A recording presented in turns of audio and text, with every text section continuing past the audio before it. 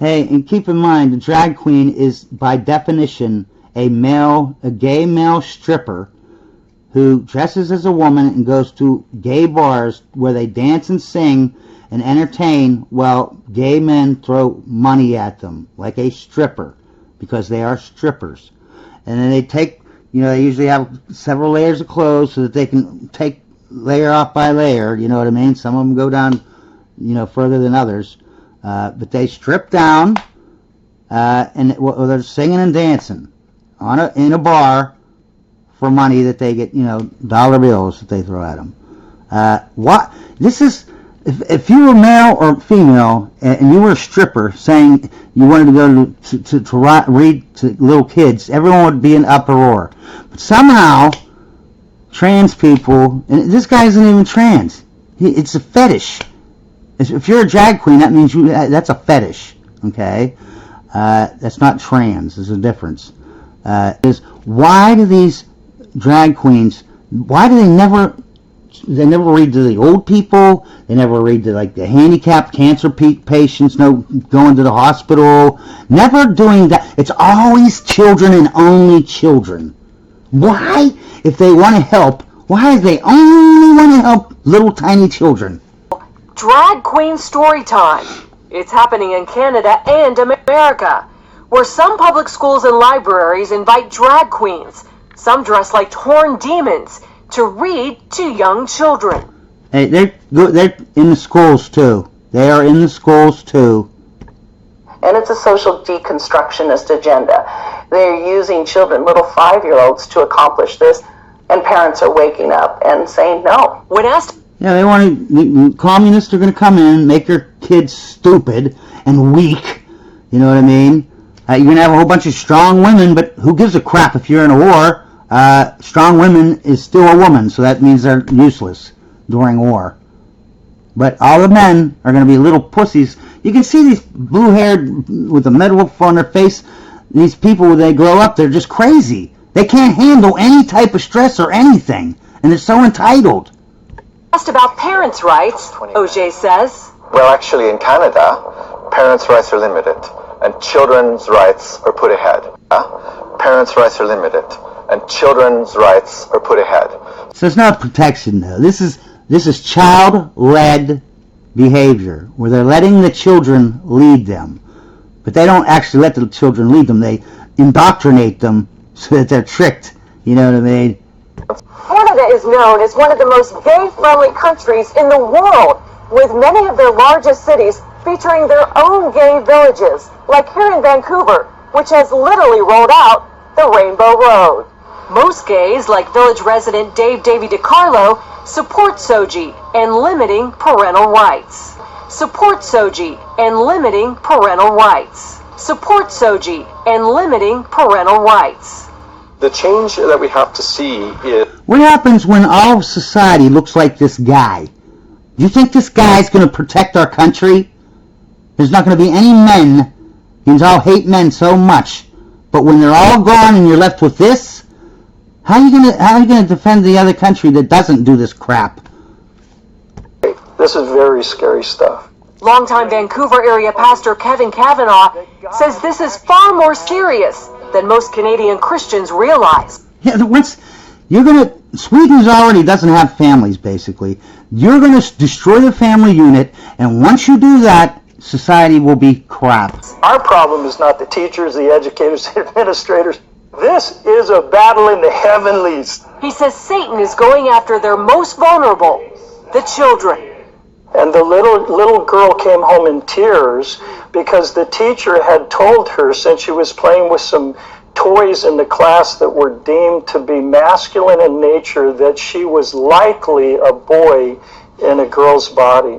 The mother went to the school the very next day, and instead of having any sort of tolerance or support or understanding, she was actually called names. She was told that she was a homophobe, that she was a bigot. With that in mind, Tyler Thompson, Simpson, and Pastor Kevin are spreading their message across social media and in town hall meetings. The pro-gay backlash has been fierce. And the hatred and the anger and the bullying that came against us, even though we said, we love you, we don't take from you the opportunity and the freedom to live as you choose. We love you, but we do not agree with you. Pastor See, the problem is these people aren't trans, okay? Use your brain. There's like 1 in 10 million people who's trans. And all of a sudden, I looked up a school in New Jersey, 778 kids. Only 15 of them were straight, just regular kids. You know, they weren't non-binary trans or whatever, right? 15 out of 778. That's not brainwashing? Really? Kevin believes Canadian Christians are in a 2 Chronicles 20 moment. The word was this battle is not yours, Jehoshaphat. This battle is the Lord's. And the church is beginning to prepare for what it takes to fight for our kids. The battle between an aggressive homosexual agenda and the faith community here in Canada is far from over. But many Christian leaders say it may be the issue that causes a once sleeping church to rise up and be heard. Wendy Griffith, CBN News, Vancouver. You know, they used to have the KKK back in the day as their own little private army. This is their new private army, the LGBT community. And what they do is they just take all the gay people, all the fetish people that dress, you know what I mean, all the cross-dressers and the autistic people, depressed people, goth people, anyone that has low social skills, anyone that's an outcast, and they tell them, come over here. Just say you're non-binary, and you'll be part of our group. And this group is they get privileges that no one else gets in the world. Like they can be strippers and go to little children's schools and libraries and read to kids. No one else gets that privilege. You know what I mean?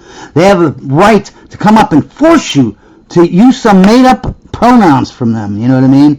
These people, and they always act like they're afraid. Like the whole world is trying to kill everyone that doesn't want to deal with your communist LGBT crap. What are you talking about? You're the bullies, and they always act like they're the victims.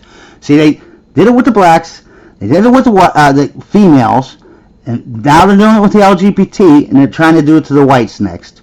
This victim ideology, they all have it. They all think that they're all victimized, even though they're privileged. They're the most privileged groups in the country. Jack's dad and mom are at his side. Oh, jeez, I'm really Jack, relax.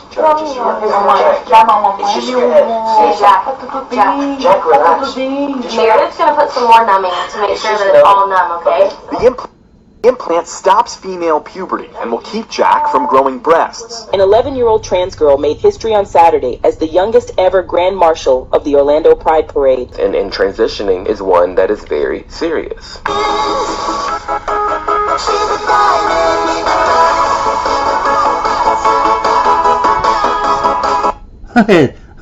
Come on, man.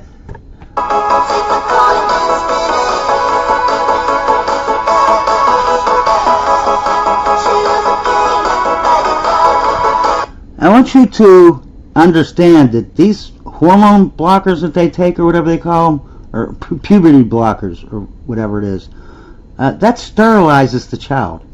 And if you're a male trying to be a girl, yeah, you're never going to have sex ever again. You're going to be impotent and sterile for the rest of your life. And they make this decision at like 10 years old.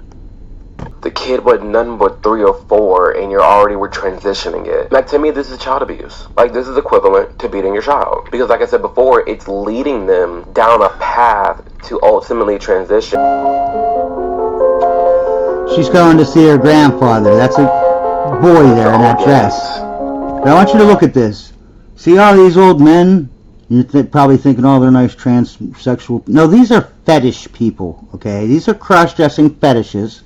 I know for a fact, because half of them are bald and half of them have beards, for God's sakes. No transsexual would do that, okay? Put a dress on and be bald with a beard. That's impossible, okay? These are cross-dressers. This little girl is going to see these 6 cross-dressing men that dress for sexual satisfaction. I I've seen them before.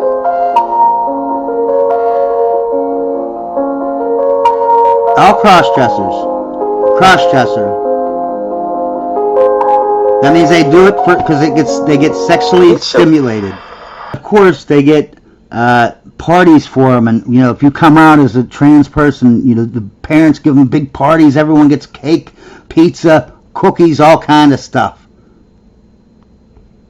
And free, with petals so golden, the sun's warm kiss, a love so strong, a bliss. Whispers of the breeze, secrets unfold, and I stand in. Okay, so this video, they have a 13, 14-year-old kid. This is the parents' page. Again, how many followers does this person have? 125,000. Oh, here we go. The parent has a 13 to 14-year-old F to M, female to male, trans. And all of them make mega bucks on the internet, selling their story, on their channel or whatever.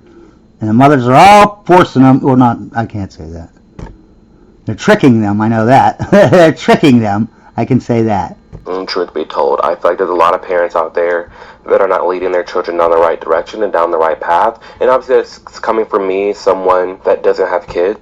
Drastic of a change in your life just so that you can feel happy. When in reality, all teenagers go through a phase that they're just not happy and they're depressed, and it's a thing. Okay? It's a way. 4 years old.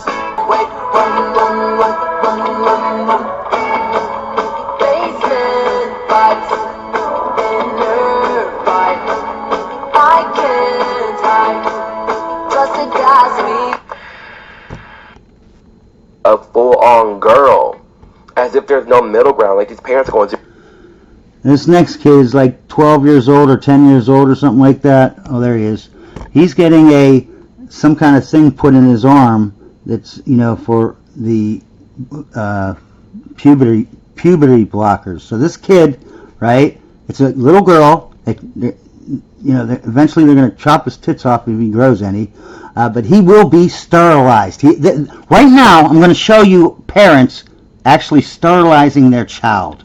The 6th grader is about to have a tiny medical device implanted in his left arm. 6th grader. Jack's dad and mom are at his side. Oh, jeez, I'm really Jack, relax.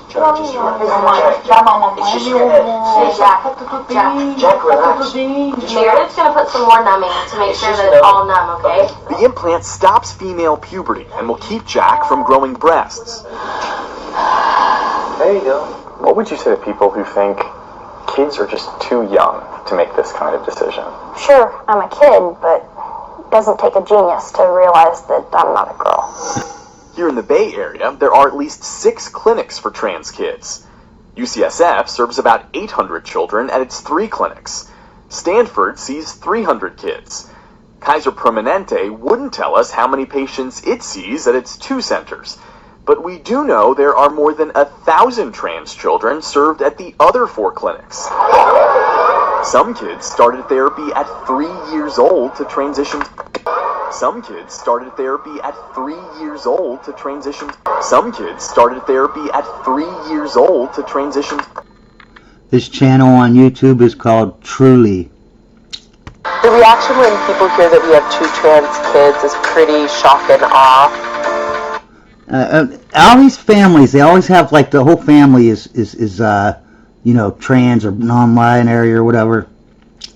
I always have been a boy, but I started to realize it in 1st grade when I told my mom I wanted to have my hair short and that I wanted to look less girly. So James approached us in a casual way by dropping hints from the time he was 7 until he was 8. He would say things like, I'm half boy, half girl, half gorilla. See, this is what I'm talking about. You hear this story over and over and over and again. My son told me that he was a gorilla, half gorilla. What did he? What? He would say things like, I'm half boy, half girl, half gorilla. Some kids started therapy at 3 years old to transition. Some kids started therapy at 3 years old to transition. Some kids started therapy at 3 years old to transition